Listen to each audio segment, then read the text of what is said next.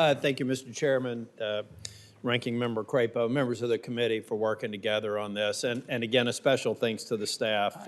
You know, every time that we say I up here, we really mean we, because we know the lion's share of the work is done by so many of you on the committee and in our offices. But this is a great opportunity. We're going to move forward on advancing mental health, PBM reform, and the traditional health extenders.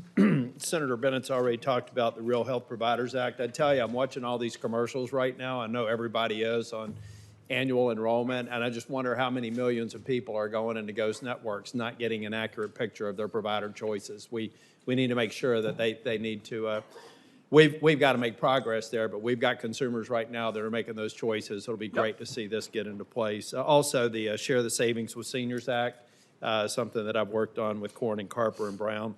Glad to see that in there, along with the tiering proposal from Senator Langford. You know, I'm glad to see that we're going to avoid some drastic cuts, or maybe mitigate or prevent some drastic cuts, particularly interested in progress we're making on clinical laboratories, physicians, disproportionate share hospitals, to name a few.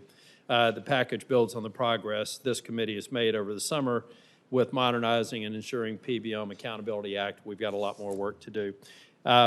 But I'm also looking forward in the future. I'm not going to look for a commitment because, Mr. Chair, you've impressed me working on a bipartisan basis that we got to work through the thorny issues. I don't need a commitment from you. I've seen it evidenced by this markup, and I expect to see other ones. But we do have to work on other priorities, such as permanent clinical lab fee schedule mix, structural reform to the physician fee schedule, and increased flexibilities to allow foster care children to receive mental health care. I look forward to working with you on it. I think if we work together, we'll come up with bipartisan progress. And thanks again for the work you've done to produce this markup. Well said, colleague. And ever since you got on this committee, you've made it clear that you want to be part of this effort, particularly to tackle health care in a bipartisan way. And it is so important because that's how we're really going to make major progress. And I thank my colleague for his kind words and especially for working with us. And we're going to continue this bipartisan tradition. Next is